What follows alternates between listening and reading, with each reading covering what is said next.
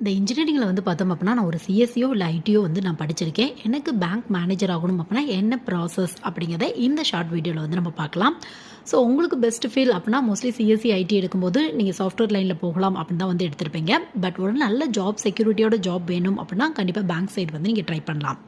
So அந்த மாதிரி bank job பொறுத்தவரையும் கிளர்க் அது மட்டும் இல்லாமல் பிஓ ரெண்டுமே வந்து நீங்கள் ட்ரை பண்ணி பார்க்கலாம்.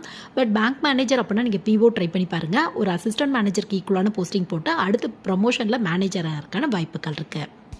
அடுத்து வந்து பார்த்தோம் அப்படின்னா உங்களுக்குன்னே வந்து போஸ்டிங் இருக்குது. அதாவது எஸ்ஓ அப்படிம்பாங்க, ஸ்பெஷலிஸ்ட் ஆஃபீஸர் அப்படிம்பாங்க. இது கீழே ஐடி ஆஃபீஸர் அப்படிங்கிற வேகன்சி வரும். இதுக்கு கம்ப்யூட்டர் ரெலவெண்ட்டான இன்ஜினியரிங் இல்லை பிஜி கம்ப்யூட்டர் ரெலவெண்ட்டாக முடிச்சவங்க ட்ரை பண்ணி பார்க்கலாம்.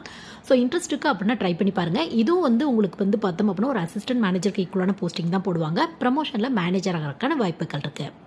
பட் இந்த போஸ்டிங்லேயே வந்து பார்த்தோம் அப்படின்னா மோஸ்ட்லி டெக்னிக்கல் கொஸ்டின் தான் கேட்பாங்க. அது மட்டும் இல்லாமல் ஒர்க்கும் மோஸ்ட்லி டெக்னிக்கலாக தான் இருக்கும். ஸோ இன்ட்ரெஸ்ட் இருக்குது அப்படின்னா கண்டிப்பாக ட்ரை பண்ணுங்கள்.